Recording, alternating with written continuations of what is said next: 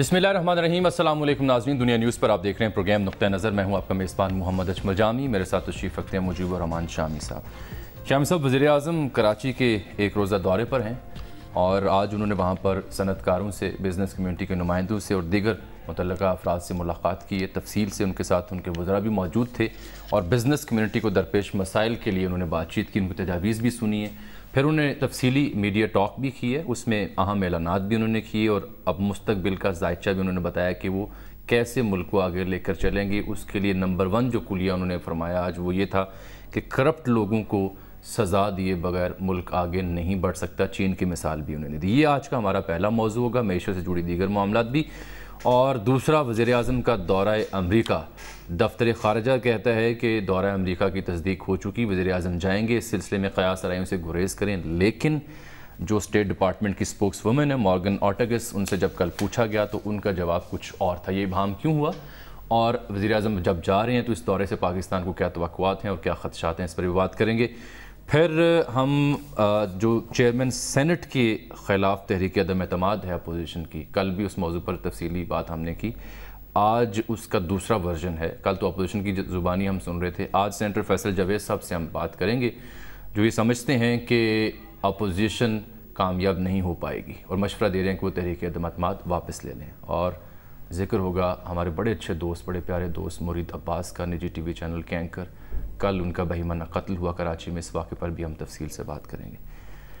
Sir, वज़ीर-ए-आज़म के दौरे से फिर शुरू कर लेते हैं प्रोग्राम। डॉक्टर खैरात मोहम्मद इब्न रसा इंतकाल कर गए जी, कुछ जिक्र उनका भी होगा। बिल्कुल ठीक है, उनका भी जिक्र इंशाअल्लाह हम करेंगे।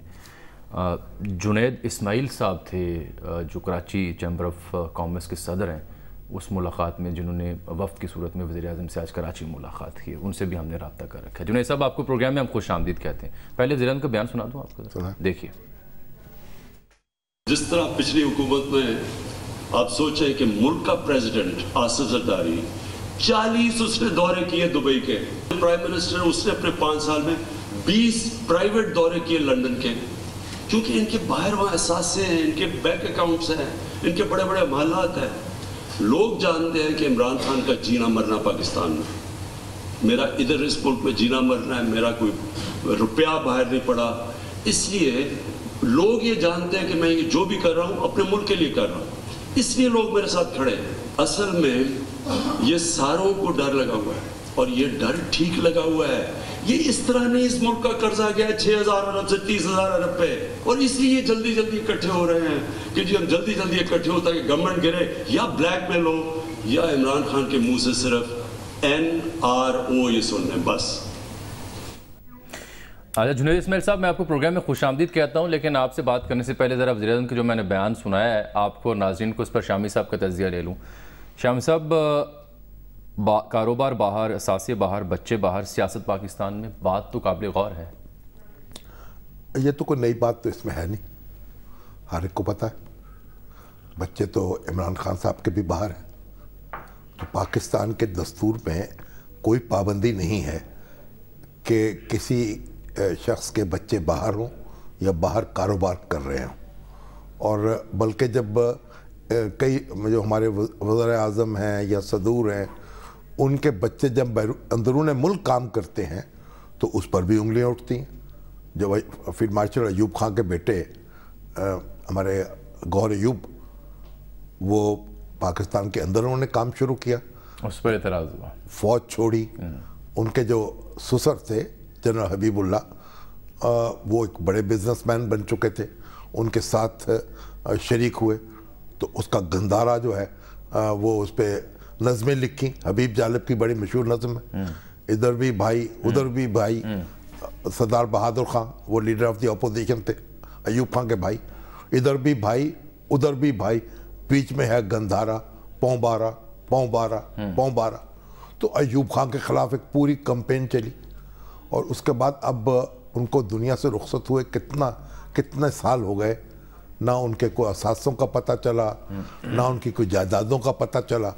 एक मकान ले दे के उनका मौजूद था इस्लामाबाद में, वो भी हाशवानी साहब ने ख़रीद लिया, उनके बच्चों ने उसे बेच दिया। तो ये वो यहाँ काम कर रहे थे तो मुश्किल थी। अब जनरल ज़ियाउल हक के बेटे जो थे एजाजुल हक, उनका तो नाम ही नहीं कभी सुना था। وہ کہیں بیرون ملک جو تھے وہ کہیں بینک میں کام کر رہے تھے. اسی طرح جنرل اختر عبدالرحمان کے بیٹے جو تھے وہ بھی بیرون ملک تھے, پڑھ رہے تھے, پھر کچھ کام کر رہے تھے.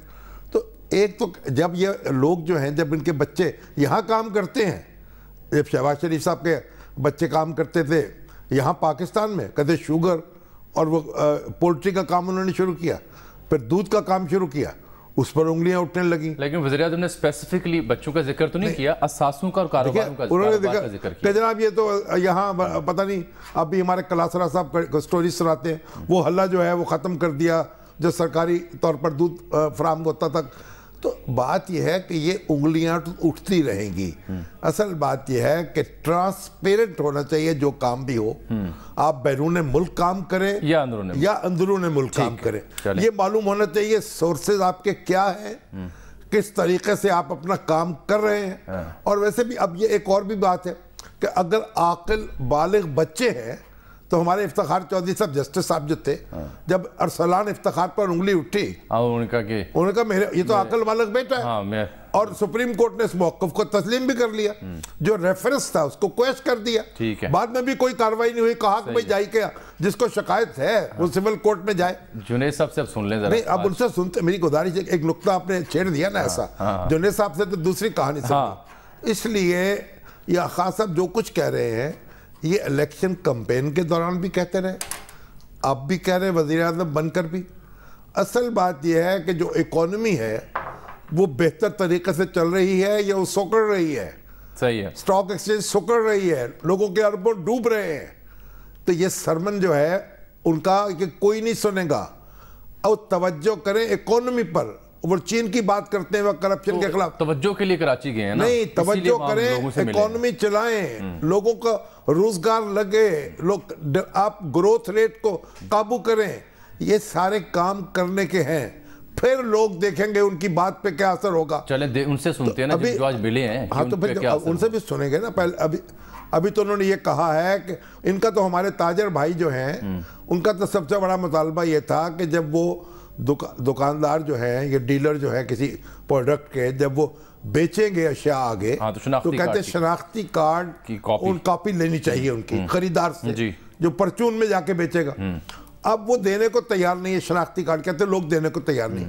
تو خان صاحب نے کہا ہے ہر قیمت پر ہم وہ شناختی کارڈ لیں گے. اب وہ نیا طریقہ ہوگا بزنس کا, پرانے طریقے نہیں چلیں گے. تو اس لحاظ سے تو انہوں نے ان کا مطالبہ نہیں مانا. اب ان سے بات کرتے ہیں. جی السلام علیکم جنید اسماعیل صاحب, بہت شکریہ آپ نے وقت دیا. آج آپ پرائم منسٹر سے ملے بھی ہیں وقت کی صورت میں بھی. یہ بتائیں کہ کون سے معاملات آپ نے وزیر اعظم صاحب کے سامنے رکھے, کون کون سی شکایات تھیں اور پھر کون کون سی تجاویز تھیں, کیا بات آپ کی مان لی گئی اور کس بات سے انکار کیا گیا؟ دیکھیں یہ ہماری اس وقت کراچی میں ان سے چوتھی میٹنگ تھی. پرائم منسٹر صاحب آئے. صحیح ہے. اور اس چوتھی میٹنگ کے اندر میں ڈفرینٹ سٹیجز پہ جو ان کے اب 9-10 مہینے کی یہ جو طاقت ہو رہی, اور اس میں انہوں نے نیا پاکستان کی جو شامی صاحب کہہ رہے تھے وہ سامنے آئی ہے, اور وہ پرانا پاکستان جو ہے. اب کیونکہ انہوں نے پرانے پاکستان کی جو ٹرینڈ ہمیں سیٹ کر کے پہلے سے جو پچھلے جو ہمارے فوجی حکومت کر کے گئے ہیں, پولیٹیشین حکومت کر کے گئے ہیں, ایف بی آر ان کے ساتھ لگی رہی, 70 سال تک ہمیں یہی بتا رہے ہیں کہ یہی روڈ میپ صحیح ہے. اب خان صاحب آ کے کہتے ہیں وہ روڈ میپ غلط ہے, یہ والا روڈ میپ صحیح ہے اور یہ نیا پاکستان کا روڈ میپ ہے. اب اس سے اس پہ ہم مان بھی لیں اور شفٹ بھی کرنے جائیں تو ایٹ لیسٹ اس میں ہمیں ایک ٹائم درکار ہے. وہ کہتے ہیں 71ویں سال میں اس پہ آپ شفٹ ہو جاؤ, وچ از ویری ڈیفیکلٹ. اور جو ابھی بجٹ دیا ہے وہ ایکچولی ایک 5 سال کا بجٹ ہے, جو 1 سال میں وہ کہہ رہے ہیں اسی سال مکمل کرو. یہ ہم نے کہا ہے کہ اس کو 5 حصوں میں تقسیم کر دیں, نمبر 1. نمبر 2 یہ ہے کہ کیونکہ یہ نزلہ پہلے اترنے کا تھا تو اس وقت انہوں نے اسلام آباد میں بھی میٹنگ کال کی, اور وہ اسیٹ ڈکلیریشن اسکیم پروپوز ہم ہی نے کی تھی کہ جی صاحب ہمیں ہم پر اگر آپ نے یہ مصیبتیں ڈالنی ہے تو پہلے ایک راستہ تو دے دیں جہاں ہم آرام سے نکل جائیں. جب وہ راستہ انہوں نے مان لیا کہ میں دے دیتا ہوں تو اس کے اندر میں بھی جو ہے وہ اتنی ساری انوملیز ہو گئیں کہ وہ جو ڈکلیریشن جو اسیٹ ڈکلیریشن تھی جس کو ہم نے پروپوز کیا تھا اس کے اندر میں بہت ساری چیزیں انہوں نے اسیٹ میں سے ہٹا دی.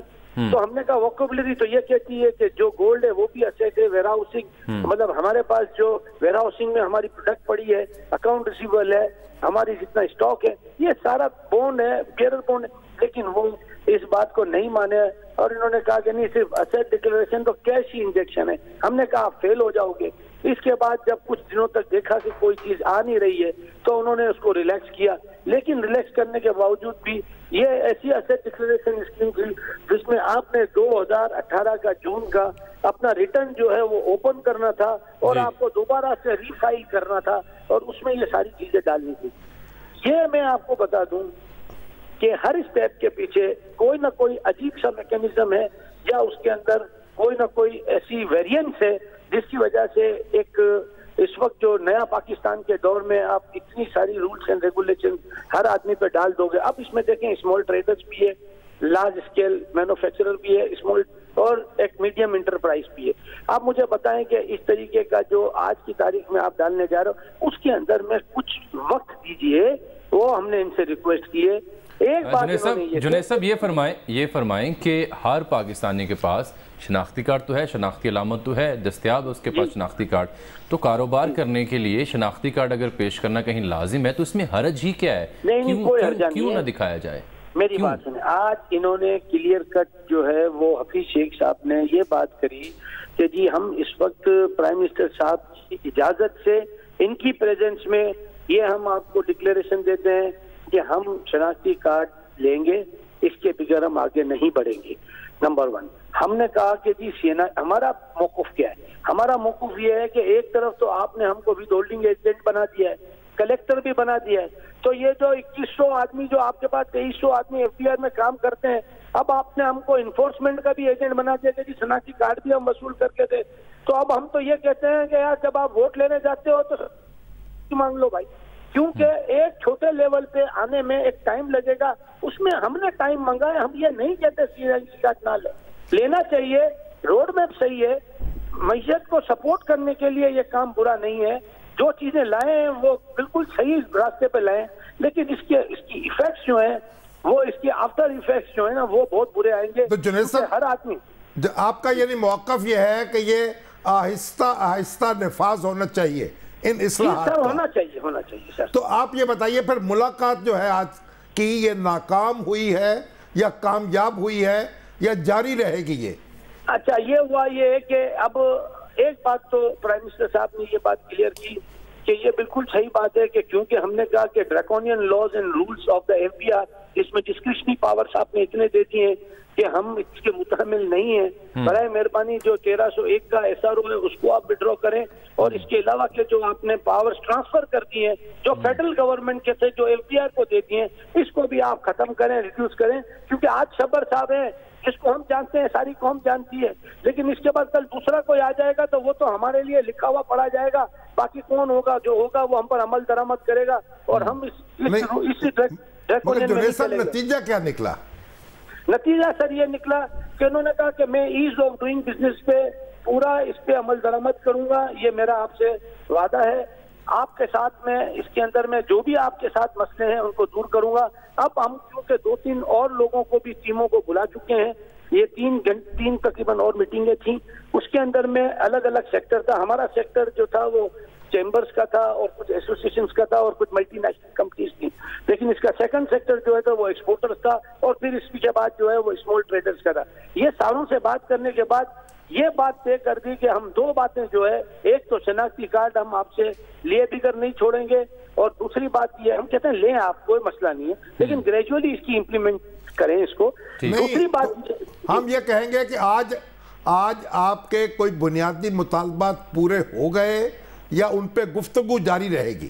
نہیں, جاری رہے گی. ابھی کوئی مطالبہ پورا نہیں کیا ہے, سارا انہوں نے کہا کہ فیصلہ پرائم منسٹر صاحب نے کرنا ہے, حفیظ شیخ صاحب نے کلیئر کر دیا, اور 17% جو ہے وہ میں لوکل جو ٹریڈنگ ہے یا جو بھی اس کے اوپر سیل ٹیکس ہے وہ میں لوں گا, اس کو میں نہیں چھوڑوں گا. ایکسپورٹر کے لیے ایک سافٹ کارنر کی کوشش کی جا رہی ہے کہ اگر وہ 17 سے 5% ہو جائے, یہ ہماری ریکویسٹ ہے, تاکہ کہ ہم ان کے ساتھ ڈی ریل نہ ہو جائیں اور یہ اکنومی کا پہیہ چلتا رہے. سر ٹھیک, بہت شکریہ جناب جنید اسماعیل صاحب. یہ بالکل ایک طرف تو کہتے ہیں, ہمارے اسد عمر صاحب کہتے تھے نا کہ اکانومی ہماری آئی سی یو میں تھی, جی ہم نے اس کو لا کے جنرل وارڈ میں لٹا دیا. اچھا, اب ایک شخص کو فرض کیجئے ان کی بات مان لی جائے کہ اکانومی جو تھی شدید بیمار تھی اور انہوں نے اس کو جنرل وارڈ میں لا کے بٹھا دیا. اب وہ اسے طاقت ایک مریض ہے اس کو طاقتور بنانے کے لیے وہ قورمہ کھلانا چاہتے ہیں, وہ اس کو پلاؤ کھلانا چاہتے ہیں.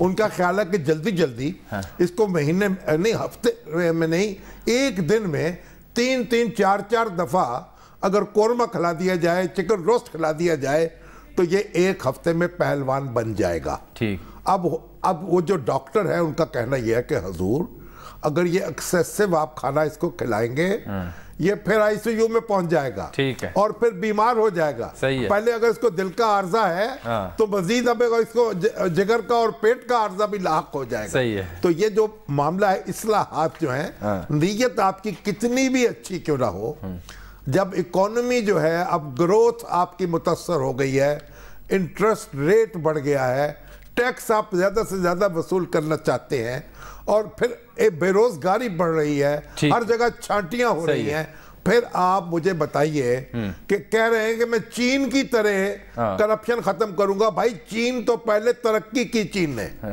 ترقی کی, پھر اس کے بعد اس طرح کرپشن کے پیچھے پڑا. ٹھیک ہو گیا. آپ نے ترقی کرنے سے پہلے آپ ایک نام نہاد کرپشن کے پیچھے پڑ گئے ہیں. نہ ترقی ہوگی نہ کرپشن ختم ہوگی. چلیں آپ آ جاتے ہیں وزیر اعظم کے دورہ امریکہ کے اوپر بات کرنے کے لیے, اور اس سلسلے میں ہمیں جوائن کیا ہے سابق وزیر خارجہ جناب خورشید محمود قصوری صاحب نے.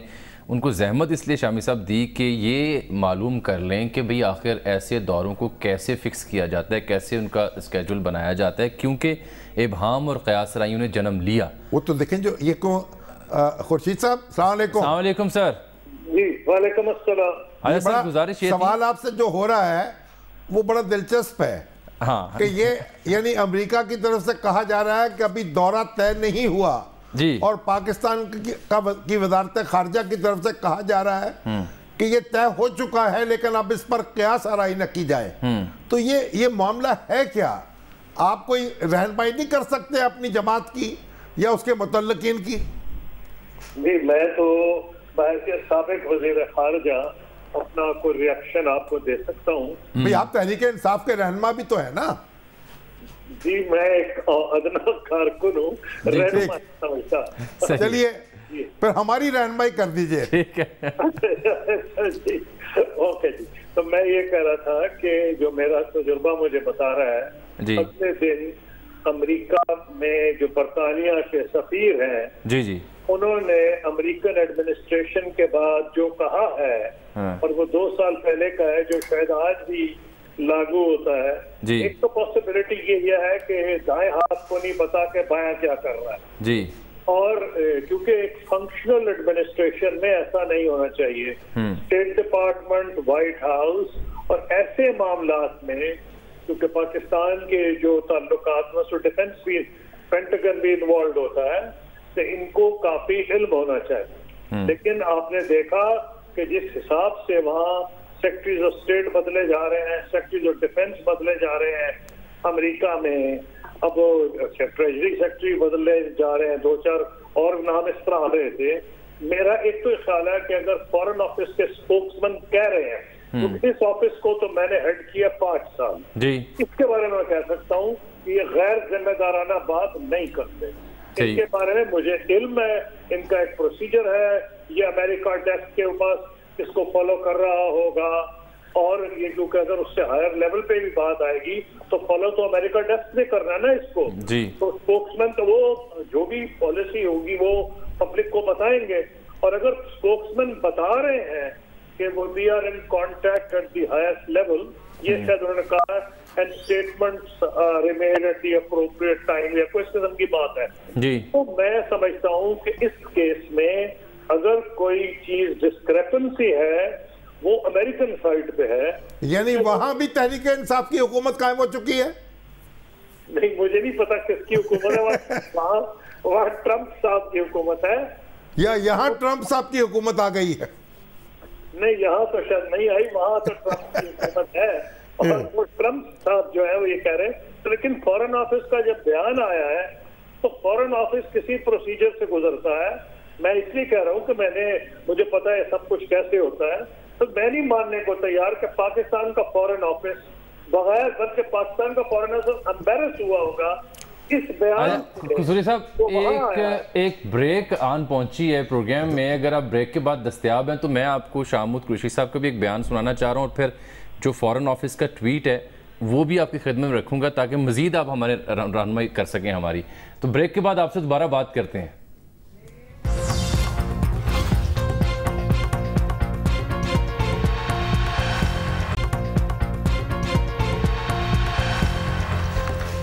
वेलकम बैक नाज़रीन। वज़ीर-ए-आज़म के दौरा अमेरिका की हम बात कर रहे थे और इससे तवक्कुआत भी हैं, लेकिन इसमें जो इबाहम पाया जाता है उसकी वजह ये थी कि चंद रोज़ पहले शाहमूद कुरैशी साहब एक टीवी प्रोग्राम पे आए, तो वहाँ उन्होंने इस दौरे के बारे में क्या गुफ्तगू फरमाई, ज़रा वो मैं नाज़रीन को सुनाता हूँ और दिखाता हूँ। ताल्लुकात में तो बाकायदा वो एतराफ़ कर रहे हैं, ऐलान भी कर रहे हैं दौरे के हवाले से, और कह रहे हैं कि ऑफिशियल वर्किंग विज़िट है वज़ीर-ए-आज़म पाकिस्तान का। लेकिन कसूरी साहब, आज जब कल स्टेट डिपार्टमेंट की स्पोक्स वुमेन मॉर्गन ऑर्टेगस ने तरदीद की या उन्होंने लाइलमी का इजहार किया, तो उस वाक़े के बाद फिर आज जो दफ्तर ख़ारिजा के तर्जुमान है उन्होंने ये ट्वीट की कि we wish to caution against speculation about prime minister visit, we are in close contact with the US side, as per practice formal announcements are made at the appropriate time. फिर कुरैशी साहब ने पहले क्यों announcement कर दी sir? अच्छा देखें, बात यूँ है कि जो भी मैंने शाह महमूद कुरैशी की बात सुनी है, तो जो मैं आपको पहले कह रहा था मजीद कंफर्म हो गई कि फॉरेन ऑफिस इस किस्म की बाउंड्रियां मारता नहीं है। जैसे कि मैंने कहा ना, मैंने 5 साल इस ऑफिस को हेड किया है, तो वो बड़ा एक मेथोडिकल काम होता है। अमेरिका डेस्क ने हैंडल किया होगा, चाहे किसी और जिस मर्जी लेवल पे आगाज हो, डिटेल्स वो तय कर रहे होंगे। और जब फॉरेन मिनिस्टर खुद ये कह रहे हैं कि कोई तो बात होगी तो उनको वर्किंग विजिट की दावत आई, तो ये तो बड़ी स्पेशल एक टर्म है, वर्किंग विजिट की दावत। अब इसमें को मुझे तो नहीं अभाव कि एक दावत आई है, तो शाह महमूद कुरैशी भी कह रहे हैं, स्पोक्समैन भी कह रहे हैं, तो ये जो मुहिम्मा आप मेरे सामने रख रहे हैं, मैं उसमें यही कह सकता हूँ कि जो क्या कहूँगा मैं कि शायद नहीं, जो स्टेट डिपार्टमेंट, व्हाइट हाउस और पेंटागन, जो नॉर्मली मेरे दौर में तो ये तीनों जब मैं जाया करता था, प्रेसिडेंट तो दूसरी बात है, तो ये तीनों शामिल होते थे, सबकी इनपुट्स होती थी। और मैं भी जब जाता था तो मुझे पाकिस्तान के जो भी डिफेंस रिक्वायरमेंट्स थी, जो बात करनी होती थी, मुझे डिफेंस वाले भी ब्रीफ करते थे, कॉमर्स वाले भी ब्रीफ करते थे। एक बाकायदा मैं तैयार होकर जाता था। तो ये ऐसे तो नहीं हो जाता, आप तैयारी खास करेंगे अगर आपको पता ही नहीं है कि आपका एजेंडा क्या है, मजीद ये आपको ये भी नहीं पता कि आपने जाना है या नहीं।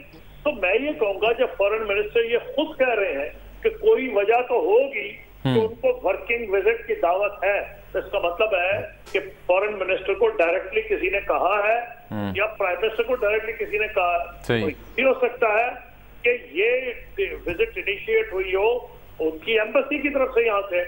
मेरे इल्म में ये बिल्कुल मुझे समझ नहीं आ रही, इस किस्म की जो कॉन्वर्सेशन वाशिंगटन में है, वो तो लग रहा है कि ये तो कसूरी साहब शाह महमूद कुरैशी से खुर्शीद महमूद कसूरी तक का मामला है। आप कुछ समझाएं, आप भी महमूद है, वो भी महमूद है। मैं भी वैसे कुरैशी हूँ। चलिए माशाअल्लाह, फिर तो उनका इस्तेहकाक ज्यादा है आप पर। बहुत शुक्रिया जनाब खुर्शीद कसूरी। देखिए, पहले रूस के दौरे की खबर आई, वहाँ से वो मगर वजीर आजम हाउस में भी कुछ जियाले बैठे हुए बस खबर उड़ा देते हैं। उनका जी दौरा जनाब दावत मिल गई है। वहाँ से रूस से वजाहत हुई कि जनाब हमने कोई दावत नहीं दी, वो जो कॉन्फ्रेंस हो रही है उसमें कोई पाकिस्तानी वजीर आजम शरीक नहीं हो रहे हैं। उसके बाद आप अंदाजा लगाइए, ये तो दौरों की बात है। अब हम्माद अजहर साहब जैसे बड़ी पुरजोश तकरीर की, और माशाअल्लाह अगर मैं भी तकरीर सुनता शायद हो सकता मैं भी उनको बना देता वजीर। ठीक है, अब उनको बना दिया गया वजीर रेवेन्यू। हाँ जी। तो हमने कहा था भाई, अगर ये रेवेन्यू के मिनिस्टर ये हो गए, जो खजाना है ना, हाँ। वजीर खजाना होता है ना, जी, तो खजाना क्या है? रेवेन्यू जी। तो अगर खजाना जो है किसी दूसरे के पास आ जाए तो वो वजीर क्या करेगा बेचारा? वजीर क्या करेगा? अब वो जब उनको वजीर रेवेन्यू बना दिया गया तो उन्होंने सोचा मैं तो वजीर खर्चा रह गया। हाँ। اب انہوں نے اس میں احتجاج کیا, بھائی یہ کیا ہوا؟ صحیح ہے. ان کا چلیے کوئی بات نہیں, ان سے خزانہ لے لیتے ہیں, اب ان کو اکنامک افیئرز دے دیتے ہیں. اب اکنامک افیئرز ان کو دے دیا تو گویا FBR سے ان کا تعلق ختم ہو گیا. پہلے تو ریونیو سے وہ اسسٹ کر رہے تھے. ابھی تو مبارک بادوں کا سلسلہ شروع ہوا تھا, ابھی تو کوئی مٹھائیاں آنی چاہنی. نہیں, مٹھائی ہم بھی کھا لیں گے, ہمیں کوئی تکلیف نہیں ہے, لیکن سوال یہ ہے کہ جو اب وہ اکنامک افیئرز کا معاملہ جو ہے وہ تو اپنی جگہ ہے, وہ تو ایسے نوجوان آدمی ہے, افیئرز کے معاملات تو اپنی جگہ ہے, لیکن بھائی یہ جو ریونیو افیئرز کا کون والی وارث ہوگا, اس میں جو ان کی مہارت انہوں نے حاصل کر لی تھی, کیا وہ حاصل رہے گی FBR کو؟ یہ بات تو ہے, بہرحال یہ تو پوچھنے والے. وہ کہیں گے جناب آپ کا تو محکمہ ہی اور ہے, جبر زیدی صاحب کہیں گے جناب پرے ہو کے بیٹھیے ذرا. ہاں ایسے ہی ہے.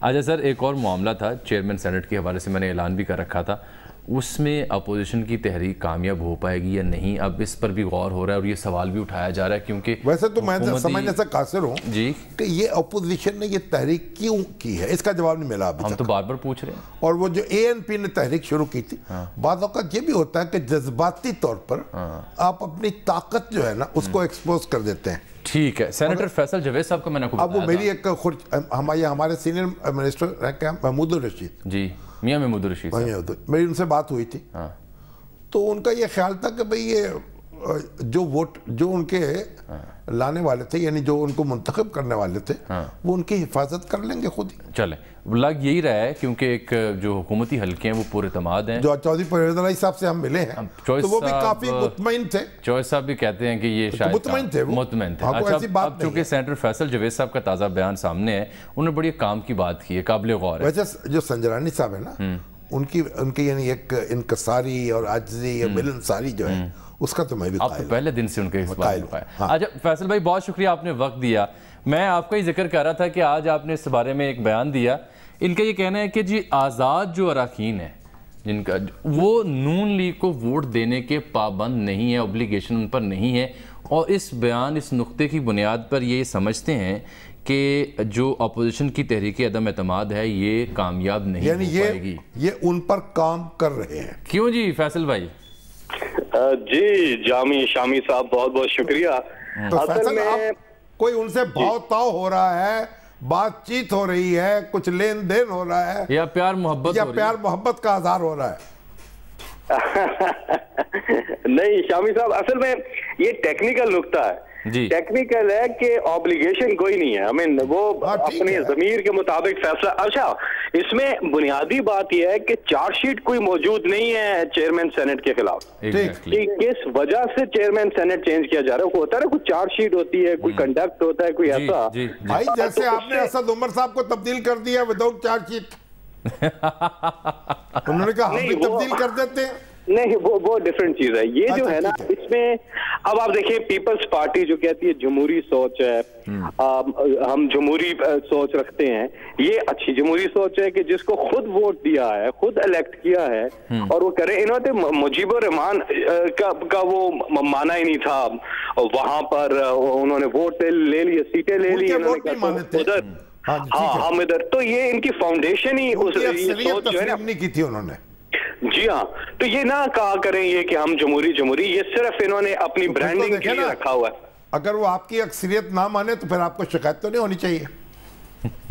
نہیں, بات یہ ہے کہ یہ کہہ رہا ہوں نا, ان کی جمہوری سوچ جو ساری بے نقاب ہوتی جا رہی ہے. فیصل بھائی, شامی صاحب کا پہلا سوال تو بیچ میں ہی رہ گیا نا, کہ وہ جو آزاد اراکین ہیں ان سے صرف پیار محبت آپ کر رہے ہیں, بھاؤ تاؤ کر رہے ہیں, کوئی کس بنیاد پہ آپ کو اعتماد ہے کہ یہ ناکام ہو جائے گی تحریک؟ ہم کچھ بھی نہیں کر رہے ہیں, وہ ان کے اپنے, میں آپ کو بتاتا ہوں, انہوں نے اپنے ضمیر سے فیصلہ کرنا ہے. اور بیشتر جو ایسے ہیں کچھ, وہ کہتے ہیں کہ ہمیں ریزن سمجھ ہی نہیں آ رہا کہ کیوں ہماری لیڈرشپ کہہ رہی ہے کہ ہم چیئرمین سینٹ کو ہٹائیں.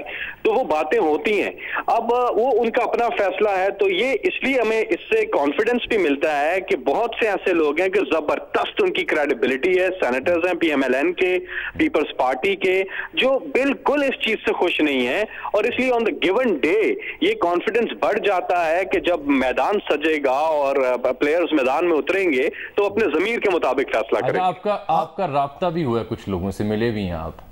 ہم تو روز ہی ملتے ہیں جی، کولیگز ہیں ہمارے، تو بات چیت ہوتی ہے، لیکن ایز سچ اس چیز کے اوپر نہیں ہوا کہ جی آپ ان کے ضمیر کو کس طریقے سے زندہ کر رہے ہیں؟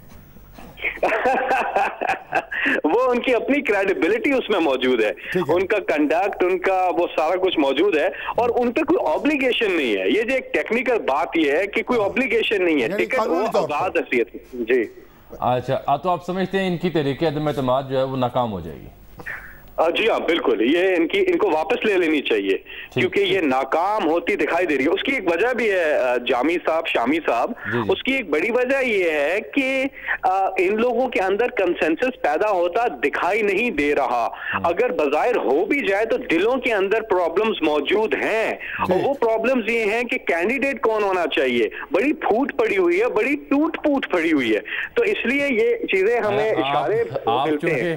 پرائم منسٹر ہاؤس میں، پرائم منسٹر آفس میں آپ کو کافی ایکسیس بھی ہے، تو شامی صاحب نے اس موضوع کو چھیڑنے سے پہلے حماد اظہر صاحب کو ذکر کرتے، بڑی تعریف کر رہے تھے ان کی، تو ان کے ساتھ کیا کیا؟ ایک دن بھی وزارت نہیں ان کو نصیب؟ وزارت ہوئی ان کو نصیب، محکمہ بدل گیا. محکمہ ایک دن نہیں دینے دیا بھئی محکمہ، ہم تو توقع لگا رہے تھے کہ فیصل جاوید کے پاس بھی کوئی محکمہ آئے گا. یہ بات بھی ہے ویسے، کیوں فیصل؟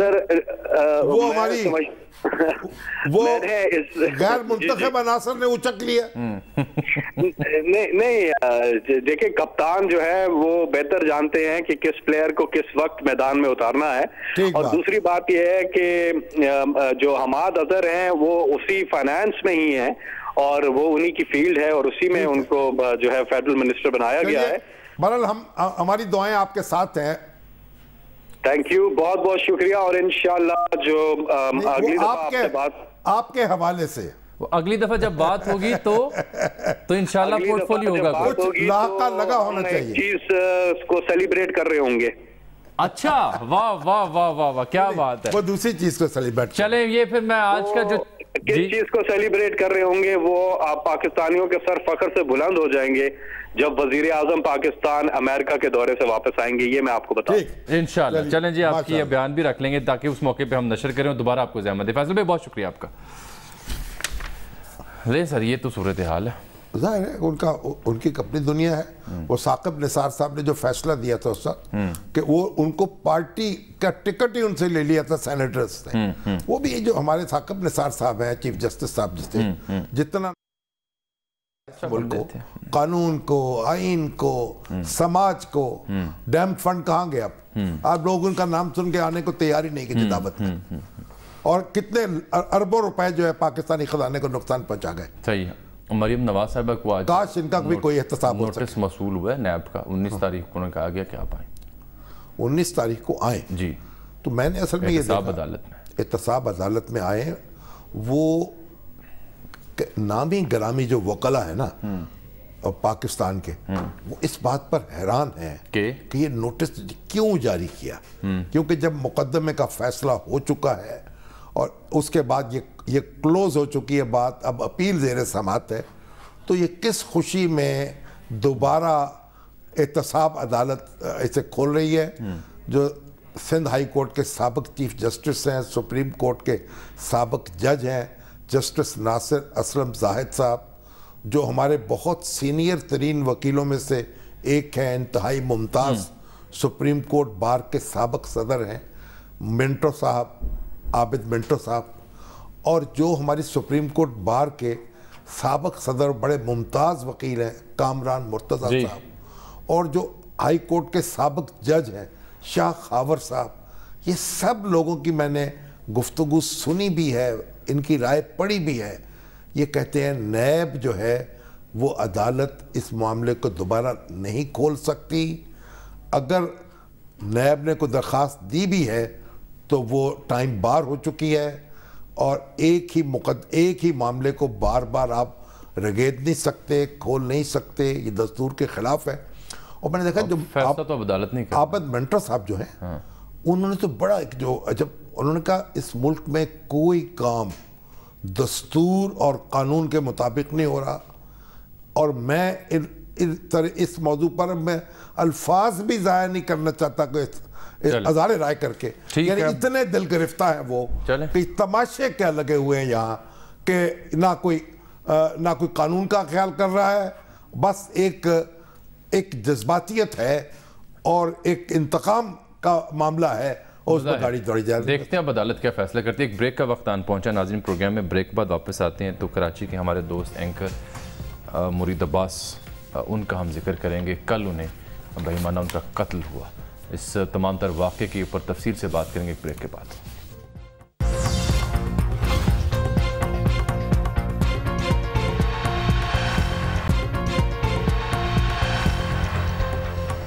سر یہ نوجوان اینکر مرید عباس صاحب ہمارے دوست بھی ہیں, عزیز بھی ہیں, فیلڈ میں بھی اکٹھے رہے, کولیگ بھی ہیں. ان کا کل کراچی میں ڈیفنس کے علاقے خیابان میں بہیمانہ قتل ہوا. بتایا یہ جا رہا ہے کہ کاروباری تنازعہ تھا. ان کے دوست ہیں ان کے ساتھ جو ٹائروں کی امپورٹ کا کام کرتے ہیں, اور کل رات ان کو قتل کر دیا گیا. چھوٹا سا ان کا ایک پیارا سا بچہ ہے 3-4 سال کا. ان کی اہلیہ بھی میڈیا کی فیلڈ سے وابستہ ہیں, زارا عباس کھر. اور یہ خود ایک بڑی دلچسپ اور بڑی ایسی سٹوری, اسپائرنگ سٹوری میں اسے کہوں گا, کیونکہ یہ میاں والی سے آئے, بڑی محنت سے آگے بڑھے اور مزدوری کرنے, ایک سیلف میڈ ایک شخصیت جو کہ تمام تر پاکستان کے نوجوانوں کے لیے مثال تھے کہ ایسے آگے بڑھا جا سکتا ہے اگر ذوق شوق اور لگن. آپ یہ دیکھیں, لیکن بہیمانہ قتل کر دیا گیا. زندگی جس سے آج کل یہ وابستہ تھے جی بول, اس کا ایک پنجابی ورژن بھی آ رہا ہے. اس کے جو پروموز چل رہے تھے اس میں بار بار ان کو دکھایا جاتا تھا, اور میں ان کو دیکھتا تھا ان کی جو تحقیقی انہوں نے جستجو کی, جو رپورٹیں بنائیں, ان کا ذکر ہوتا تھا. تو ایک بڑا ایک دل پذیر شخصیت تھی, بڑے بھلے لگتے تھے. یعنی میں اور یہ مجھے بس ایسے لگا جیسے میرے گھر سے کوئی آدمی جو ہے نا ایسے ہی اس کا خون کر دیا گیا. یہ جب بھی لاہور آتے تھے ملاقات ہوتی تھی. دیکھیں بات یہ ہے, اللہ تعالیٰ ان کی جو اہلیہ ہے, ان کے پسماندگان ہیں, ان کو صبر دے, اور ان کا بیٹا جو ہے ان کی نشانی کے طور پر ان کے پاس موجود رہے گا. اللہ اس کی عمر دراز کرے. لیکن آپ یہ میں ایک بات ضرور کہنا چاہتا ہوں, یعنی یہ انہوں نے انویسٹمنٹ کی ہوئی تھی کچھ پیسے بچا کے ایک ٹائر امپورٹ بزنس میں, اور کئی متعدد میڈیا کے لوگوں نے بھی, میں دیکھتا ہوں اس طرح کے بزنسز میں وہ انویسٹ کر لیتے ہیں. بولے بالے لوگ ہوتے ہیں, وہ کہتے ہیں اس سے ہمیں آمدن زیادہ ہوگی, اور وہ اس طریقے سے, یہاں بھی کئی واقعات ایسے ہوئے ہیں, لوگوں کے پیسے ڈوبے ہیں. تو میں یہ بھی کہوں گا پڑھے لکھے لوگ ہیں, اینکرز ہیں, وہ اس طرح سے انویسٹمنٹ نہ کریں, سوچ سمجھ کے اپنے پیسے کا استعمال کیا کریں. یہ واقعہ تھا کیا, ہوا کیا, یہ بزنس کاہے کا تھا, ان تمام تر معاملات اور سوالات کا جواب ڈھونڈا ہے جناب اقرار الحسن صاحب نے. سینئر صحافی ہیں, اینکر پرسن ہیں, اور فیملی فرینڈ بھی ہیں مرید عباس اور ان کے خاندان سے.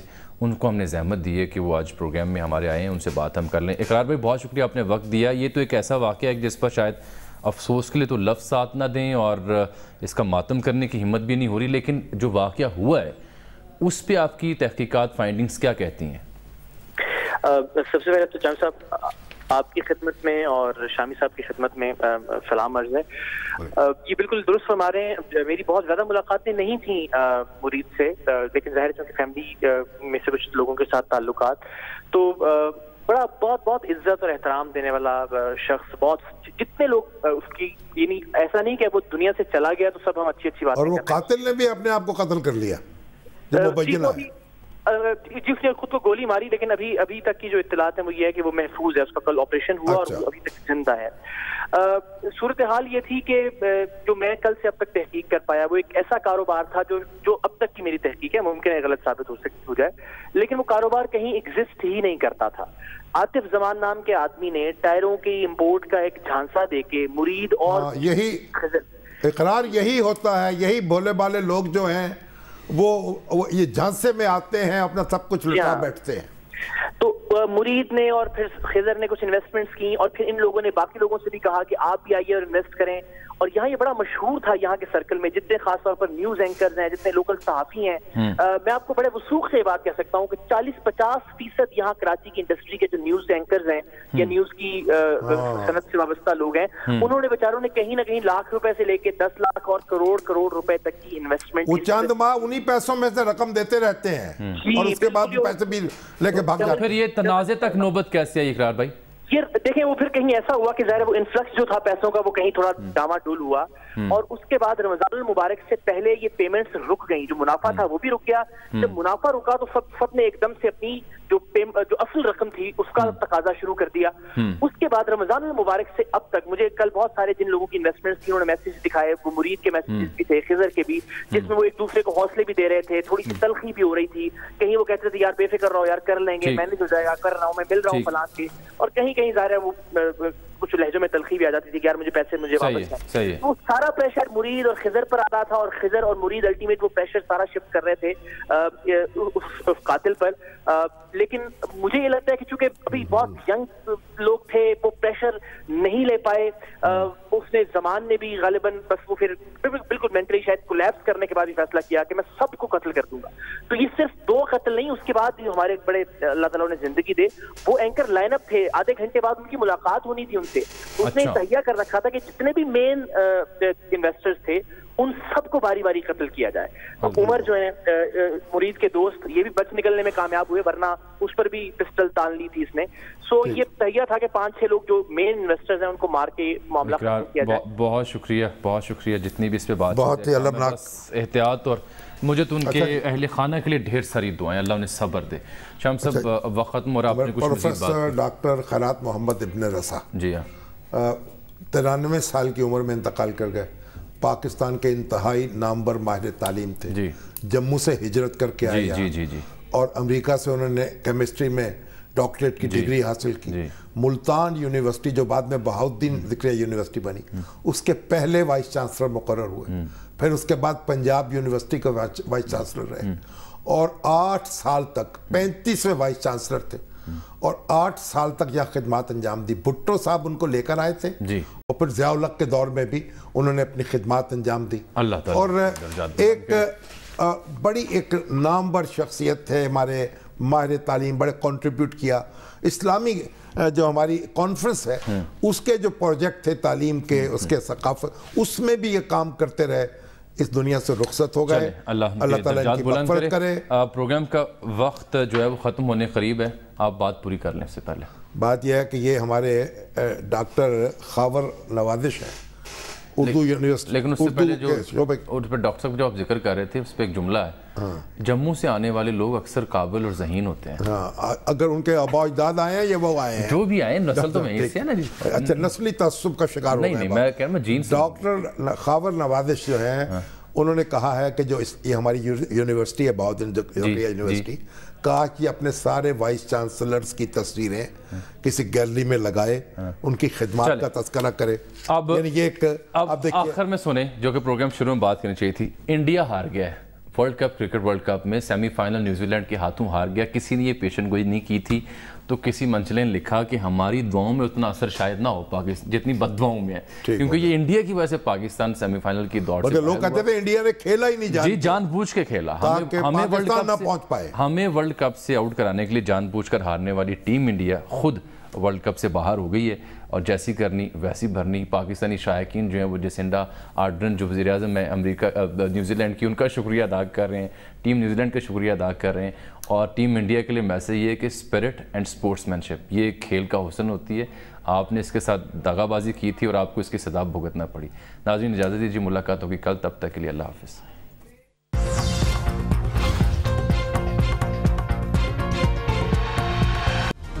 Hi, it's Sayyeda Shanaz here. Thank you for watching Dunya News. For more videos and updates, don't forget to click the subscribe button. Keep watching Dunya News.